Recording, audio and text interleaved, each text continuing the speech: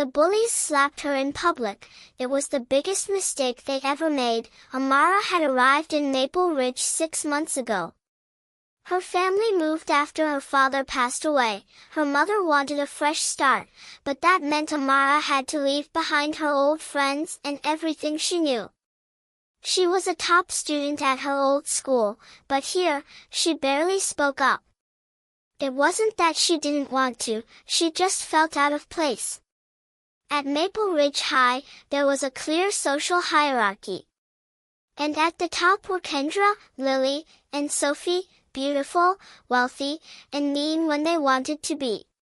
It started small, snide comments in the hallway, a joke about her clothes, a note left in her locker saying, "Go back to where you came from." Amara ignored it, thinking it would fade. It didn't. The bullying escalated. Books knocked out of her hands. Her seat in the cafeteria taken, so she'd have to eat alone. Whispers about her second-hand shoes. One afternoon, she overheard them talking near the lockers. "Lily, she's like a ghost. I swear she doesn't even have friends." "Kendra, that's because she's pathetic. Watch, I'll get her to cry tomorrow." Amara walked away quickly, but the words stuck like thorns in her mind. It was a sunny Monday when it happened.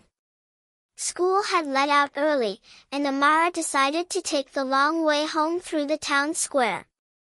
She thought maybe she could enjoy a peaceful walk.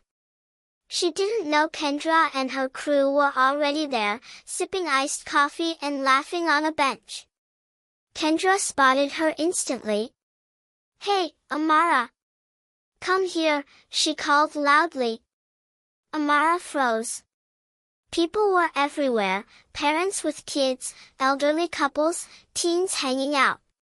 She didn't want a scene. But Kendra didn't care. She and Lily and Sophie walked straight over, cutting her off. "Kendra, nice bag. Did you get it from a thrift store dumpster?" "Sophie," mock gasp, "don't be mean, maybe it's a family heirloom."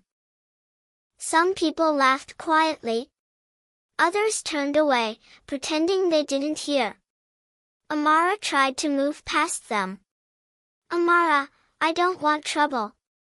Please, let me go." "Kendra, trouble? This isn't trouble."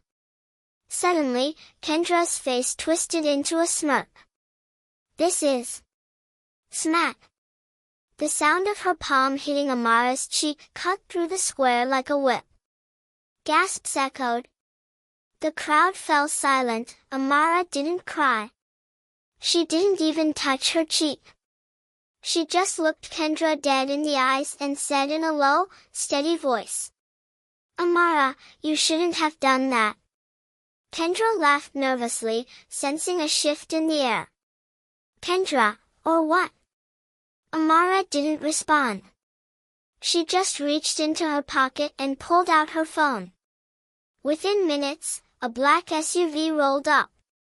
Out stepped Sergeant Malik, Amara's older brother, who had served overseas and was now home on leave. His presence was commanding. Broad shoulders, calm but piercing gaze. The kind of person who didn't need to shout to be heard. "Malik, what happened?" "Amara, she hit me." Malik turned to Kendra. "Malik, is that true?" "Kendra, we were just joking." "Malik, a joke doesn't leave a handprint on someone's face." He looked around the crowd. "Malik, did anyone see this?" Hands went up. Phones were already recording. Some people nodded and called out, "We have it on video." Malik asked for the videos and sent them straight to the school principal, district superintendent, and even the local police liaison. By the next morning, Kendra, Lily, and Sophie were pulled out of class and suspended pending a disciplinary hearing. The video had gone viral locally, and the community was furious. Comments poured in. "No kid should go through this. proud of that girl for holding her head high. Those girls need to learn real consequences. A week later, the school hosted an anti-bullying assembly.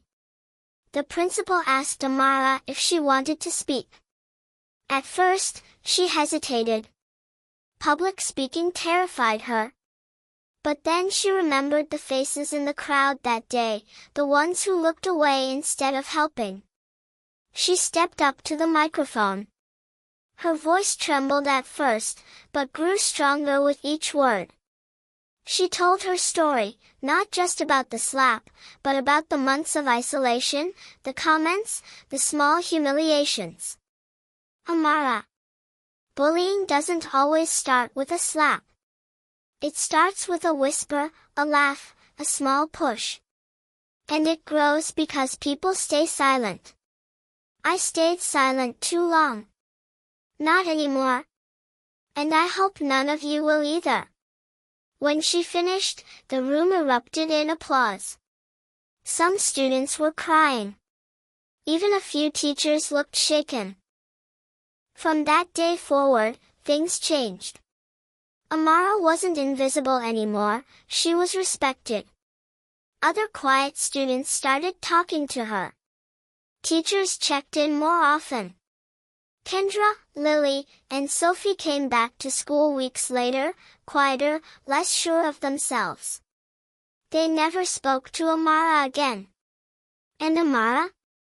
She walked through those halls with her head high, knowing that she had turned her pain into power. Sometimes, the smallest act of courage comes after the deepest wound. And when you finally stand up, you might just inspire an entire room to stand with you.